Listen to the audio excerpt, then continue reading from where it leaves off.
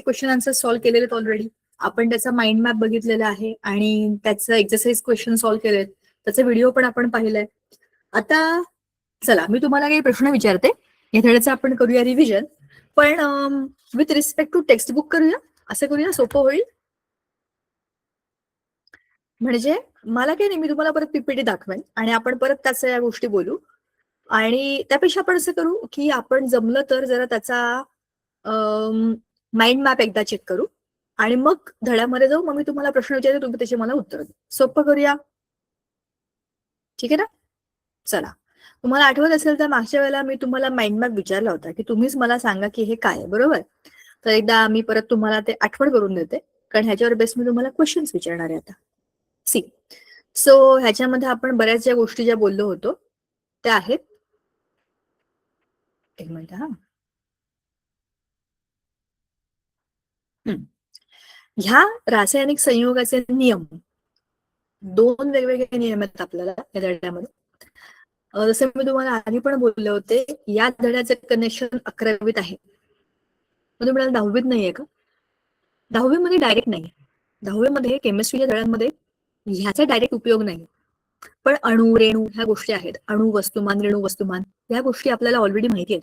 त्याचं application direct आता आपल्याला 11वीला सायन्समध्ये हाच धडा परत येतो आणि मोठा होऊन येतो. म्हणजे या वर्षी आपल्याला त्याची सुरुवात आहे ना फक्त, की नियम काय असतात किंवा ह्या नियमांची उदाहरणं सोपी सोपी आहेत आपल्याकडे.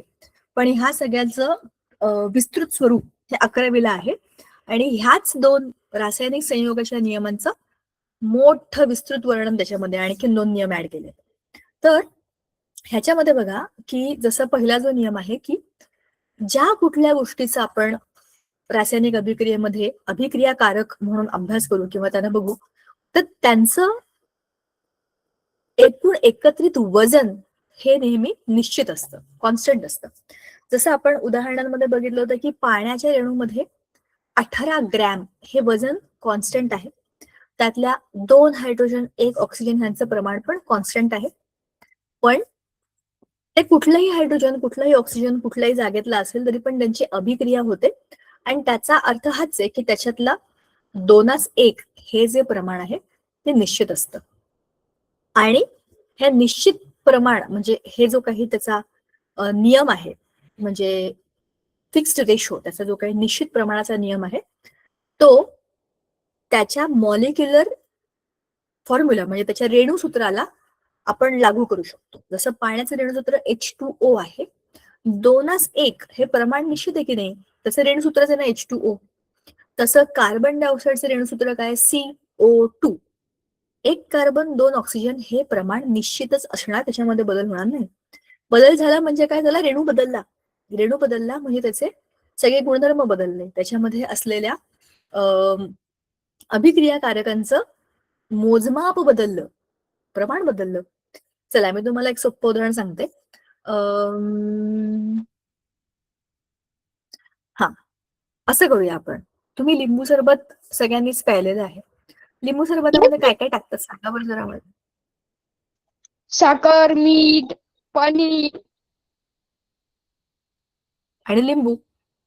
साखर, मीठ, पाणी, लिंबू, बरोबर. ह्या सगळ्याचं प्रमाण काही ठरलेलं असतं का? प्रत्येकाला जसं हवं तसं लिंबू पाणी, जसं हवं तशा चवीचं लिंबू पाणी बनवण्याचं स्वातंत्र्य आहे, कारण ते मिश्रण आहे, तो संयोगाचं उदाहरण नाहीये. आता त्या लिंबू पाण्याला तर बघा, तुम्ही मला एक मजेशीर उदाहरण सांगा. लिंबू पाण्यामध्ये आपण साखर टाकतो, मीठ टाकतो, लिंबाचा रस घालतो, पाणी घालतो आणि त्याला चांगलं मिक्स करतो आणि पितो. हे झालं एक प्रकारचं लिंबू पाणी. पण खूपदा लिंबू पाणी म्हणून पाणी आणि लिंबू आणि मीठ हे पण प्यायलंय का तुम्ही कधी? लिंबू पाणी, साखर नसते त्याच्यामध्ये. यस मॅम, पिलंय. प्रश्न काय, प्यायलंय, मग ते चुकलेलं असतं का? नाही. तसंही लिंबू पाणी बनवतात, असंही लिंबू पाणी बनवतात. म्हणजेच काय, त्याचं कुठलंही प्रमाण किंवा हे असलंच पाहिजे, ते एवढं असलंच पाहिजे असं कुठेही लिखित स्वरूपात नाहीये. जसं चहाचं पण आहे. चहा तुम्हाला आलं घालून तुम्ही करा, गवती चहा घालायचं तर घाला, मसाला घालायचा तर घाला, काळा चहा प्यायचा असेल तरीही त्यात दूध नाही टाकलं तरी चालेल. ह्या सगळ्यामध्ये आपण अधिक वजा प्रमाण कमी जास्त करू शकतो, घटकच अधिक आणि वजा करू शकतो. ह्याचा अर्थ काय आहे की ह्याच्यामध्ये मोजमापाचे नियम नाही आहेत. काही लोकांकडे काळा चहा पितात, तो खरं चांगला असतो तब्येत. काळा चहा पितात, दूध वापरतच नाही, साखर अगदी नावाला असते, चहा पावडर पण नावाला असते, ते उकळून पितात, त्याच्यामध्ये काय लिंबाचा पाला बिला घालतात, मस्तपैकी हेल्दी चहा, काढा काइंड ऑफ. तर त्याच्यामध्ये दूध नाही म्हणून चुकलं का ते? साखर कमी घातली, चहा कमी घातला म्हणून चुकलं का ते? नाही. तसा चहा असतो, तसाच ग्रीन टी असतो, प्रकार एकच पण घटक वेगवेगळे. तसंच भेळीचं पण आहे, ती कसली मटकी भेळ, मूग भेळ, साधी भेळ, ओली भेळ, सुकी भेळ, भेळच आहे पण घटक वेगवेगळे आहेत, त्याच्या मोजमापाचं प्रमाण नाहीये, कारण ते मिश्रणे आहेत. पण रासायनिक अभिक्रियेमध्ये असं चालत नाही.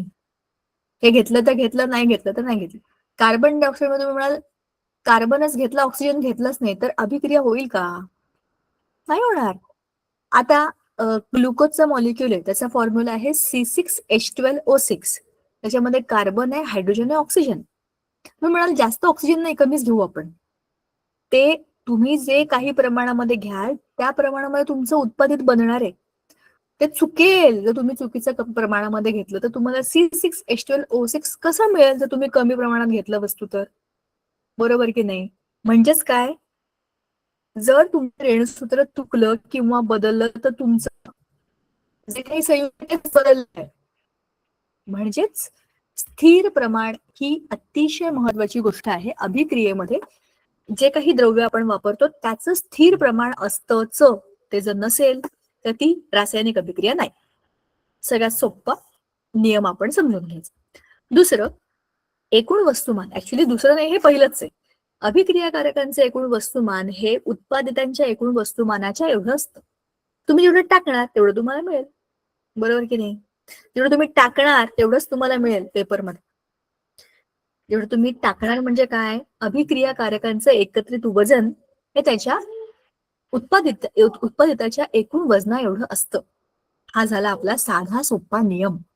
द्रव्य अक्षय्यतेचा नियम. अक्षयमध्ये ते कधी संपत नाही, तुम्ही ते बनवत नाही, तुम्ही त्याला संपवू शकत नाही, ते फक्त त्याची रूप बदलतं. Which is very very true. मस्त आहे की नाही? दोनही नियम किती उपयुक्त आहेत, किती लॉजिकल आहेत. काही कठीण आहे का? अजिबात कठीण नाही. पहिला घटक किती सोपा आहे नियमांचा. दुसरा भाग या धड्यातला जो आहे तो अणूंबद्दलचा. आता हे कुठून आलं? तुम्हाला आठवत असेल तर मी तुम्हाला बोलले होते की आपण मोठ्या वस्तूंचं मोजमाप करतो. किती किलो आहे, किती लिटर आहे, किती लांब आहे, किती वेळ लागेल, ह्या गोष्टी तुम्ही मोजू शकता. किती मुलं आहेत मोजू शकता. किती अणू आहेत मोजाल का? शक्य आहे का? दिसतच नाही. नाही अणू आपल्याला. किती अंतर आहे? माझ्या घरापासून शाळेचं अंतर किती आहे सांगता येईल का तुम्हाला? तुमच्या घरापासून तुमच्या शाळेचं अंतर किती सांगता येईल का? 1 किलोमीटर. 1 किलो. चालत जाता का तुम्ही? 1 मिनिट हा. चालत जाता तुम्ही शाळेत? Yes ma'am.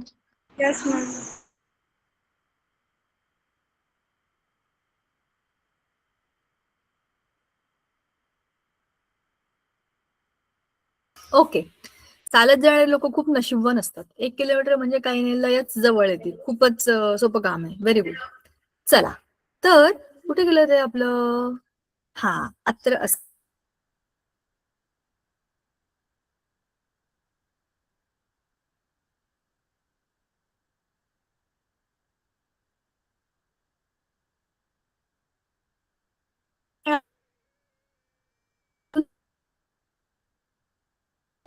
एक ग्रॅम सोनं, 5 ग्रॅम सोनं, बापरे, अर्धा तोळा.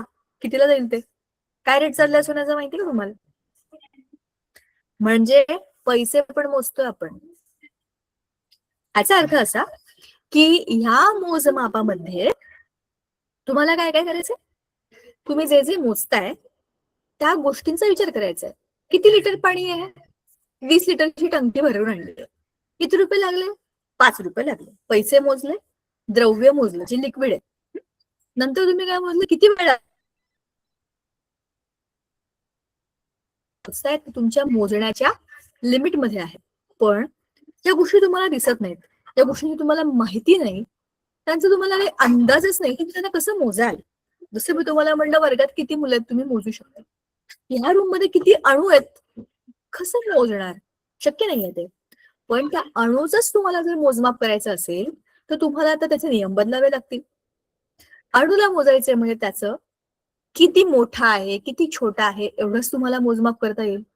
मग मोठा छोटा कशाच्या तुलनेमध्ये? त्याच्याकरता तुम्हाला केंद्रकापासून त्याच्या बाह्यतम कक्षेपर्यंतचं अंतर किती हे मोजावं लागेल. वस्तुमान किती जड आहे हा? हायड्रोजनचा अणू आहे का ऑक्सिजनचा आहे का सोन्याचा आहे? कोण जास्त जड आहे? तुम्हाला वस्तुमानावरून कळतं. वस्तुमान कसं काढतात? केंद्रकामध्ये असलेल्या प्रोटॉन आणि न्यूट्रॉनच्या संख्येला आपण वस्तुमान म्हणतो. त्याचं वजन आहे. आता त्या प्रत्येक अणूला त्याचं अष्टक पूर्ण करण्याकरता इलेक्ट्रॉन द्यावे लागतील घ्यावे लागतील किंवा काय म्हणतात त्याला शेअर करावे लागते. त्याला मराठीमध्ये एक छान शब्द आहे सामायिक करावे लागतील. त्याच्याकरता काय करावं लागेल? मोजावं लागेल ना. 8 इलेक्ट्रॉन बाह्यतम कक्षेमध्ये असायला पाहिजे. माझ्याकडे 7च आहेत, मला 1 घ्यावा लागेल. माझ्याकडे 3 आहेत, मला 3 देता येते. ह्याचा अर्थ असा आहे की अणूची संयुजा मोजता येते, अणूचं वस्तुमान मोजता येतं आणि अणूची त्रिज्या मोजता येते. म्हणजे तो किती मोठा आहे किती छोटा आहे हे मोजता येतं. हे एकदा कळलं की मग तुम्हाला त्याला कम्पेअर करता येतं. हायड्रोजनचा अणू हा हलका आहे आणि छोटा आहे, पण सोन्याचा अणू हा मोठा आहे आणि जड आहे. ह्याची संयुजा 1 आहे, त्याची संयुजा किती आहे हे तुम्हाला कम्पेअर करता येऊ शकतं. म्हणजेच तुम्हाला त्याचं काय कम्पॅरिझनला मराठीत काय म्हणतात? मोजमाप करता येऊ शकतं, कम्पॅरिझन करता येऊ शकतं. हे झालं त्याच्या मोजमापाबद्दल. मूल संकल्पनेमध्ये आपण काय बघू? जसं आपण आपल्याला व्हिडिओमध्ये आपण सांगितलं होतं काय 1 कट्टा गहू. 1 कट्टा म्हणजे किती आहे तुमच्याकडे? 1 कट्टा म्हणजे किती किलो?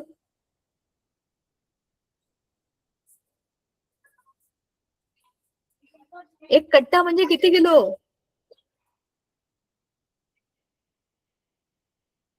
हॅलो, तुम्हाला विचारते मी. तुमच्या एरियामध्ये 1 कट्टा गहू 1 कट्टा तांदूळ म्हणजे किती असतं? असं मोजतात की नाही पोत्याने? काही वेगळं बोलतात? 1 क्विंटल. क्विंटल. मग एका क्विंटल मध्ये किती असतं?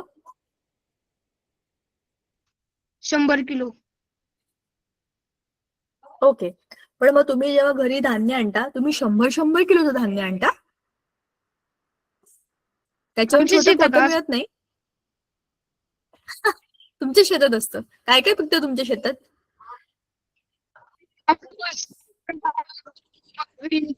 काय काय?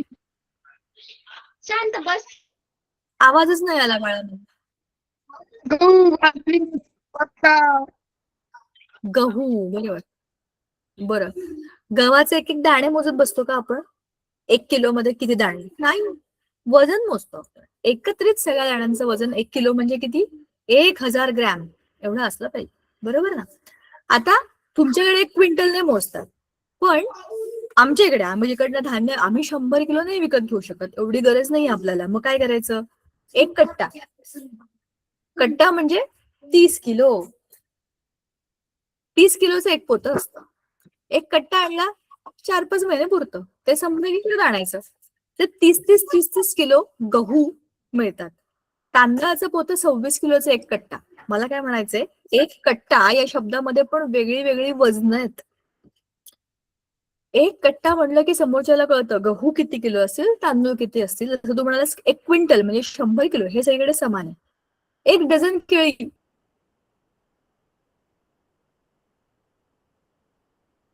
12 केळी.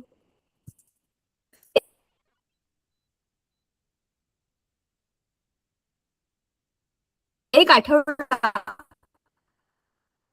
आठवड्याचे पूर्ण 7 दिवस.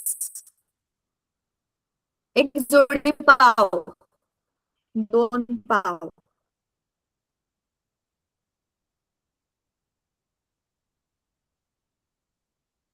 बरोबर ना? ह्या सगळ्या शब्दांचा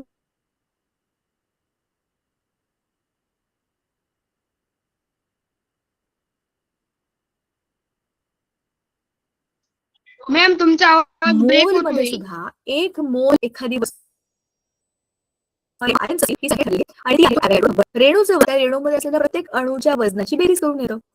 तुम्हाला 5 जणांना मिळून एखादा टीम वर्क करायला सांगितलं.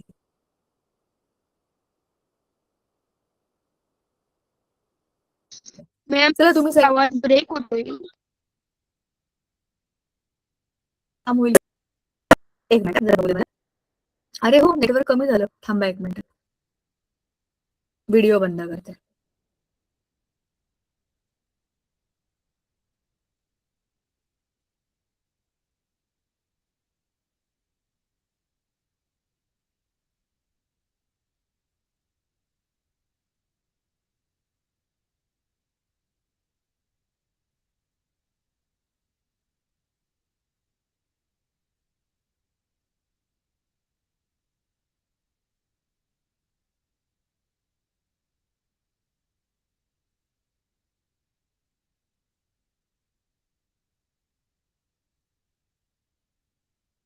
येईल बघा.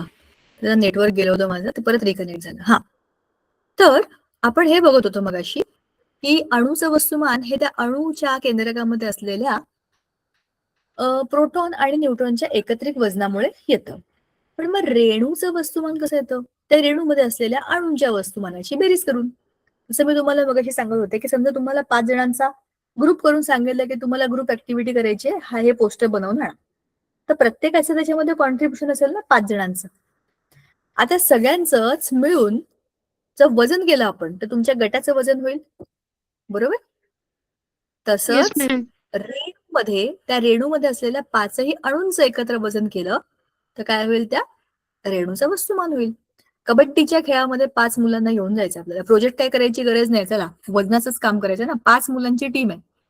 चला तुम्हाला 5 जणांना मिळून तुमचं एकत्रित वजन काढलं तर तुमचं एकूण वजन समजेल ना, एकूण ग्रुपचं वजन. तसं त्याच्यामध्ये होतं. म्हणजेच सगळ्यांच्या वजनाची बेरीज. आणि ते एका अणूचं जे काही वजन आहे ते जर तुम्ही ग्रॅम मध्ये लिहिलं तर तो झाला 1 मोल. आणि त्या एका मोलमध्ये एवढ्या संख्येचे कण. हे सगळं एकमेकांना जोडलेलं आहे. त्याच्यानंतर आपल्या धड्याचा पुढचा भाग आहे मूलके.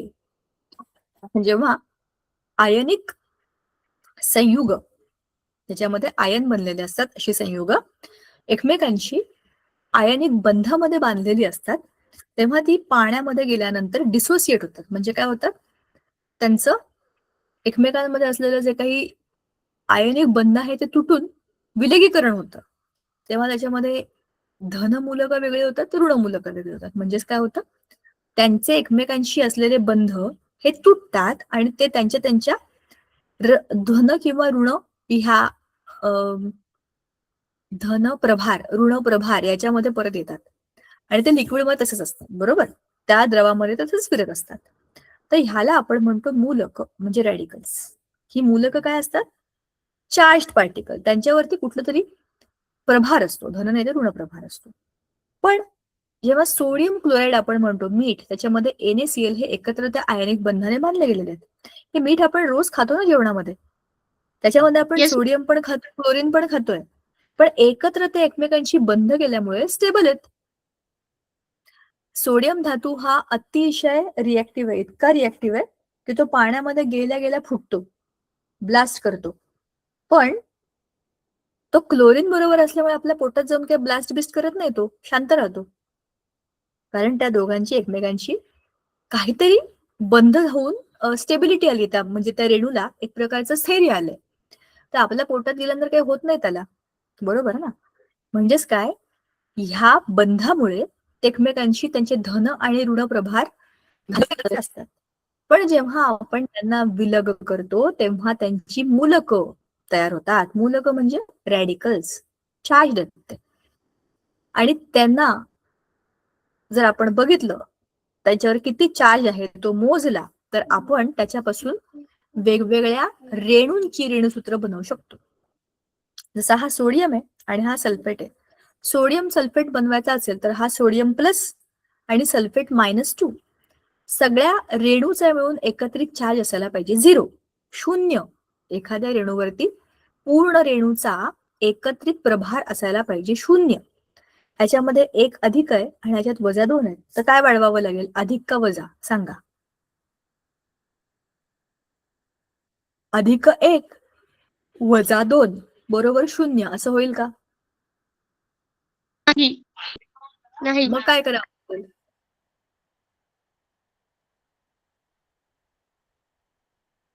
काय करावं लागेल मग?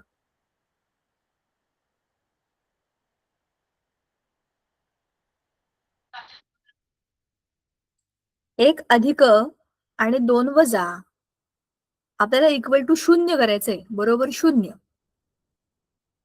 काय करावं लागेल मग अशा परिस्थितीमध्ये?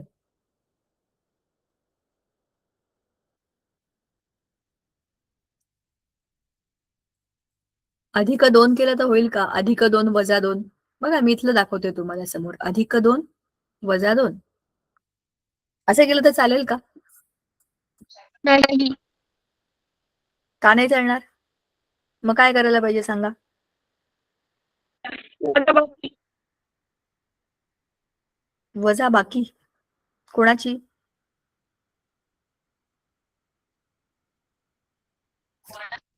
बेरीजची. ऐका माझा प्रश्न ऐका.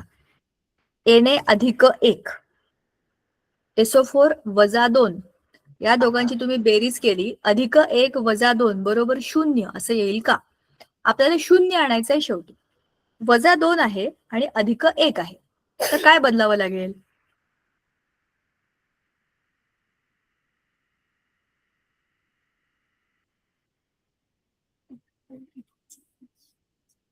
अरे असं काय करताय? अधिक 2 आणि वजा 2 करावे लागतील ना. अधिक 2 वजा 2 बरोबर 0. हे तुम्ही कमी करू शकत नाही.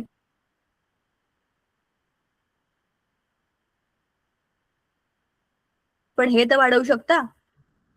मग तुमचा रेणू काय बनेल? Na2SO4 -. कसं नाही एवढंच. हो. आता बघा, आता तुम्हाला दिसतंय का बघा आणि तुम्ही सोडवा.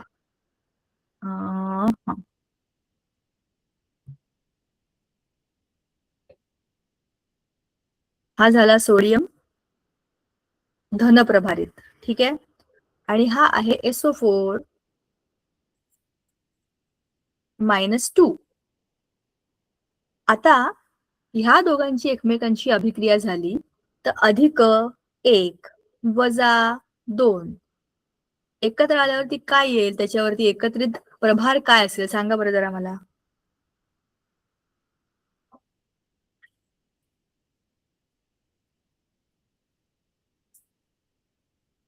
मुलांनो मी अगदी बेसिक मॅथ्स विचारते. +1 -2 किती?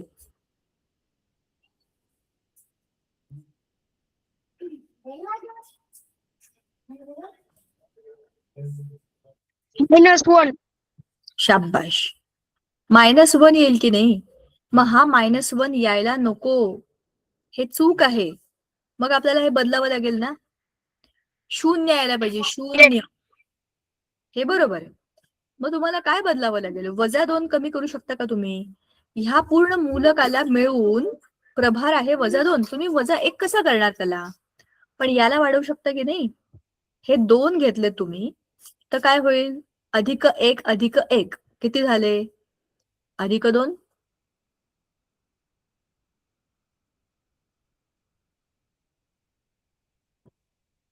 झालं. हे अधिक 2 आणि वजा 2 झाले 0. Yes ma'am. मग तुमचा रेणू कसा येईल? Na2 0. SO4 Na2SO4 असा तुम्हाला त्याचा मॉलिक्युलर फॉर्म्युला म्हणजे रेणुसूत्र बनवता येतं. कसं बनवलं तुम्ही? सोडियमचे 2 आणि सल्फेटचा 1 असे तुम्हाला 2 मूलक अधिक 1 मूलक असं मिळून बघा. हे 2 अधिक 1 किती मूलक झाली या रेणूमध्ये? 3 मूलकांचं मिळून तुम्ही एक रेणू बनवलेला आहे. बरोबर. सोपं आहे. आता इकडचं खालचं बघा. आणखी एक उदाहरण आहे. Ca+2 आणि NO3- हे तुम्ही मला सांगायचं. Ca+2 आणि NO3- मी ते लिहून टाकते.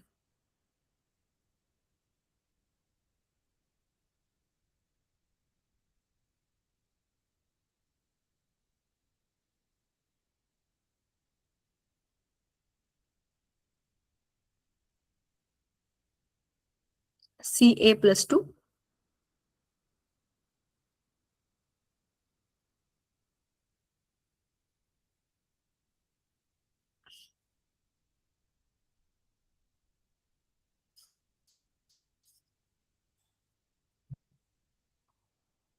आणि NO3- सांगा आता काय करायचं. बघा असं वेगळ्या क्षेत्रामध्ये Ca+2 NO3- कॅल्शियम नायट्रेट सांगा ह्याच्यावर प्रभार किती आहे सांगा. खाली लिहूया आपण. या धन प्रभारित मूलकावरती प्रभार किती आहे. पटपट बोला रे.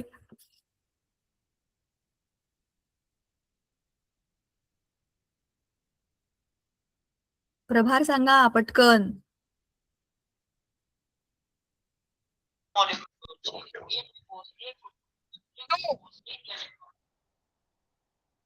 याच्यावरती प्रभार किती आहे.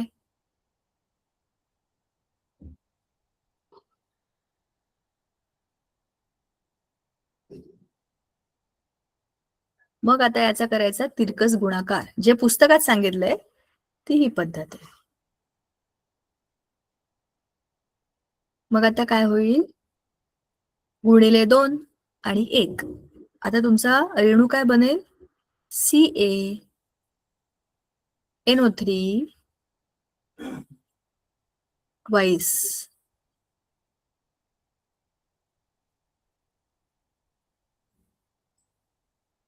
NO3 हा एक पूर्णच्या पूर्ण गट आहे. हा पूर्ण मूलक आहे. NO3 CaNO3 twice. कळलं का कसं बनलं. NO3 ला 2 ने गुणलं कारण हे -1 ला 2 ने गुणल्यावरती तुमचं काय होईल. -2. -2 अधिक 2 झाले 0. बरोबर ना. म्हणून तुमचा रेणू बनेल CaNO3 ट्वाइस. बरोबर.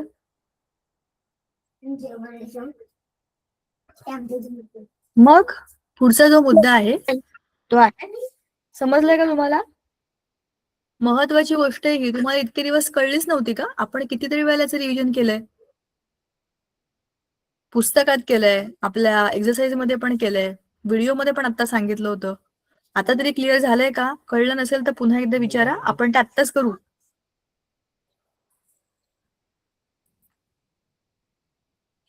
चला कोण कोण जागा आहे मला जरा बघू द्या बरं.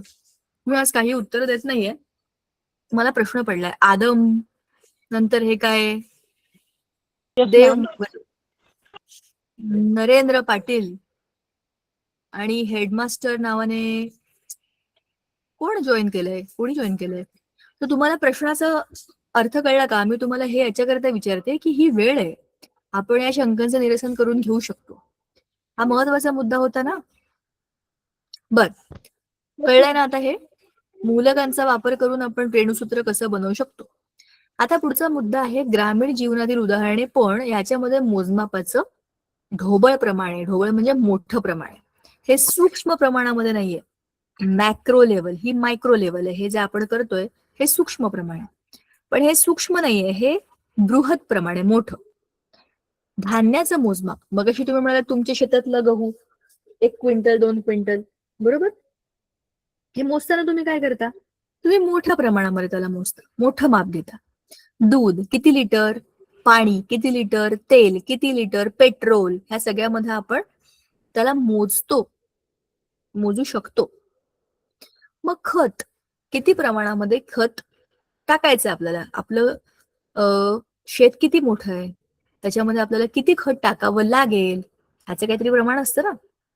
गुळाचं वजन, साखरेचं वजन किलोमध्ये मोजतो आपण. तसंच किराणा दुकानामध्ये आपण अगदी छोट्या छोट्या म्हणजे मसाल्याचे पदार्थ ग्रॅम मध्ये मोजतात.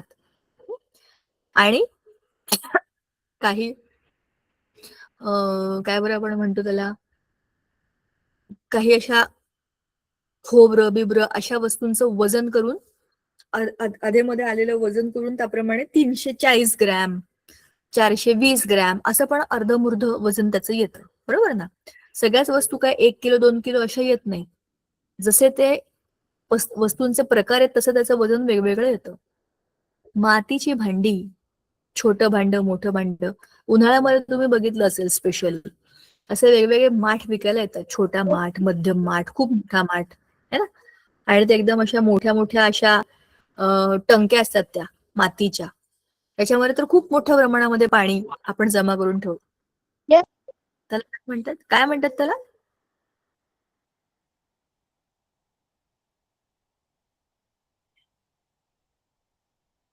विचार करून सांगा मला. असं मोठं भांड असतं ते. मग विहिरीचं पाणी. पाणी किती खोल आहे हेच मोजमाप आहे. ओके नाही, किती खोल आहे म्हणजे त्याची डेप्थ किती आहे. मग किती बादली पाणी काढलं, किती ड्रम भरले, बरोबर. एका Yes, ma'am. बादलीमध्ये किती पाणी मावलं असं मोजतोच ना आपण. आणि बैलगाडीने माल वाहतूक किती क्विंटल, मग अशी तुम्ही जे म्हणालात ते बैलगाडीने काय, ट्रकने काय, टेम्पोने काय, किती Yes, क्विंटल, ma'am. किती टन, ह्याच्यामध्ये मोजमाप करतो आपण. आणि हे आहे आपलं रसायनशास्त्रातलं मोजमाप. बीकर मध्ये मोजतो किती ml आहे, प्युरेट पिपेट मध्ये किती ml घेतलं आहे, किती लिटर घेतलंय. बघा, बीकर आहे इकडे, कोनिकल फ्लास्क असतात म्हणजे चंचू पात्र, शंकू पात्र, ते गोल बुडाचे चंबू बिंबू, अशा सगळ्या वस्तूंमध्ये आपण याचं मोजमापच करतो की नाही. तर ह्या मोजमापाचा Yes, ma'am. वापर करून आपण आपलं जे काही मोठ्या प्रमाणामध्ये असलेल्या वस्तूंचं मोजमाप आणि सूक्ष्म प्रमाणातलं मोजमाप, ह्या दोघांचा अभ्यास धड्यामध्ये केलेला आहे. बरोबर आहे, क्लिअर आहे आता ही गोष्ट. चला Yes, ma'am. आता ओके, आता मला सांगा, तुमच्या धड्यातल्या प्रश्न उत्तरांना तुम्ही सोडवलेलं आहे का एक्सरसाइजला?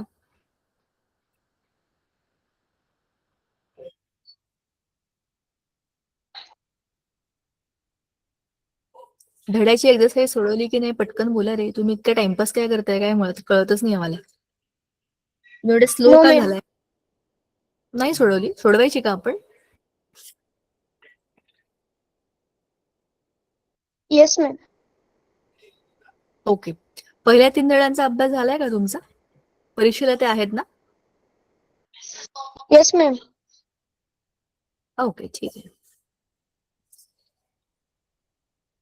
चला स्क्रीन शेअर करते, आपण धड्याच्या एक्सरसाइज कडे जाऊया आणि मग क्वेश्चन आन्सर सॉल्व्ह करूया. तुम्ही सांगणार आहात मला आता पूर्ण व्हिडिओ पण बघितलेला आहे आपण, त्याचं डिस्कशन केलेलं आहे माइंड मॅप प्रमाणे. आता this is time to solve the questions. धड्याच्या प्रश्न उत्तरांना आपण सोडवूया.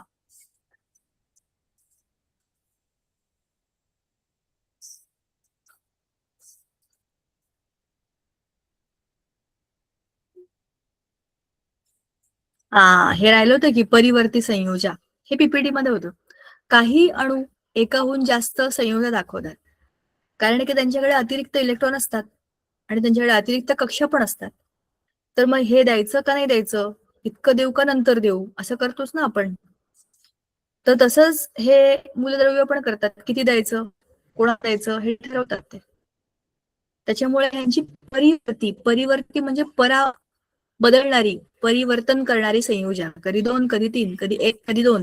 हे बघा 2, 3, 1, 2, 1, 2 असे बदलत राहतात.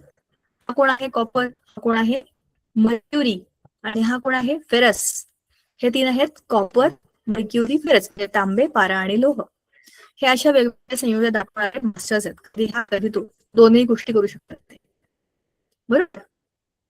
तर आता सांगा बघा, कळलं का? त्याच्या खाली त्याचा आपण प्रभार केला, मूलकाचा प्रभार त्याच्या खाली लिहिला, मग तिरकट गुणाकार करून आपण रासायनिक सूत्राची मांडणी केली. बरोबर, सोपं होतं की नाही? आता बघा, आता सांगा मला तुम्ही या प्रश्नाचं उत्तर. घन नाही, धन आयन म्हणजे काय? धन आयन कुठे मिळतील? धन आयन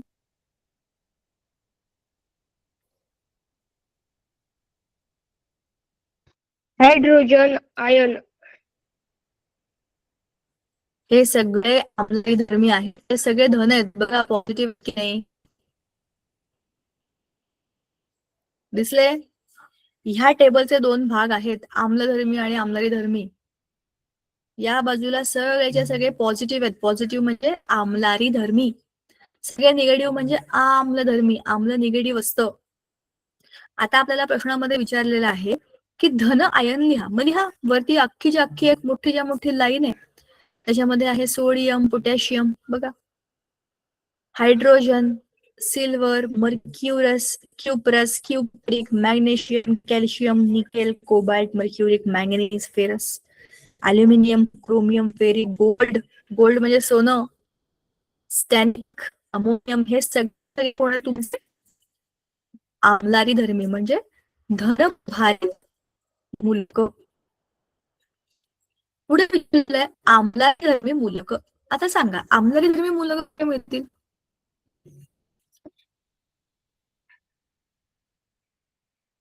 इथे ठीक आहे, आम्लारी धर्मी मूलक. बरोबर. पुढचा प्रश्न, संयुक्त, संयुक्त म्हणजे एकाहून जास्त अणू असलेली मूलक संयुक्त. हे आहे, याच्यामध्ये हे बघा, हे सगळे जे सगळे संयुक्त आहेत, एकाहून जास्त अणू आहेत ना याच्यामध्ये. इकडे त्याचा भडीमार आहे बघा, हे सगळे संयुक्त, बरोबर. संयुक्त मूलक. मग परिवर्तन क्यूब म्हणजे कॉपर, लेड आणि परत नाही, मला तर चांगली रेंज आहे बाळा, तुझं नेटवर्क पण चेक कर नाही बघ, चांगली रेंज आहे मला सगळ्या दांड्यात. तांबे येतोय ना, तांबे, पारा, लोह हे 3 बघा परिवर्ती संयुग दाखवणारी मूलक आहेत. शिवाय इथे पण काही असतील टेबलमध्ये बघा, कॉपर क्युप्रस आलं, मी रंग बदलून टाकले, नवं आहे कॉपर क्युप्रस. हा Hg+ आणि Hg+2 असायला पाहिजे इथे कुठेतरी, हे का आलं, Mn+2 आहे आणि Sn+2, Sn+4 हे घ्या, स्टॅनिक आणि स्टॅनस. नायट्रेट, नायट्राइट, पण आपल्याला आम्लधर्मीमध्ये नाही जायला पाहिजे, आपण आम्लरी धर्मीमध्येच बघू, कारण ते धातूंबद्दल आहे. फेरस, फेरिक, हा झाला फेरिक +3, फेरस आहे +2, Fe+2 घ्या, झाले किती झाले? हा 1, हा 2, हा 3 आणि हा 4. 4 उदाहरणं तर इथल्या इथेच आहेत. सगळंच सगळं प्रश्न क्रमांक 1 आपला इथेच सुटेल, बरोबर. परिवर्ती संयुग झालं, द्विसंयोजी आम्लधर्मी आणि त्रिसंयोजी आम्लधर्मी. द्विसंयोजी म्हणजे +2 आणि त्रिसंयोजी म्हणजे +3. +2 -2 वाले हे द्विसंयोजी आहे, द्विसंयोजी, हे पण द्विसंयोजी, हे पण द्विसंयोजी, हे पण, ज्याच्यामध्ये +2 आहे हे सगळे द्विसंयोजी आहेत. असेच इकडे पण -2 वाले सगळे द्विसंयोजी आहेत, ज्याचे संयोजी 2 आहेत, हे बघा. त्रिसंयोजी कोण आहे? हा बघा, हा आहे त्रिसंयोजी, बरोबर. हा त्रिसंयोजी, हे बघा, हे इथले त्रिसंयोजी आहेत. हे सगळं तुम्हाला इथेच मिळणार या टेबलमध्ये. आज आपण आपल्या धड्याचा प्रश्न क्रमांक 1 एक्सरसाइज मधलं सोडवलं आणि पूर्ण धडाच रिवाइज केला, बरोबर ना. सकाळच्या सकाळी एक्सरसाइज आपण मागच्या वेळेला जनरल क्वेश्चन आन्सर्स मध्ये केलेला आहे ऑलरेडी. तर आज आपण थांबूया इकडे. असंही हा धडा किती लोकांना एक्झामला मला माहित नाही, पण ज्यांना असेल त्यांचं बऱ्यापैकी आज रिव्हिजन झालंय आणि बाकीचे प्रश्न उत्तर जनरल आपण मागच्या वेळेला केलेच आहेत. आणि उद्यापासून असलेल्या एक्झामसाठी बेस्ट ऑफ लक. एक्झाम झाली की पुढच्या भेटू. Bye bye, thank you. Bye ma'am, good night ma'am.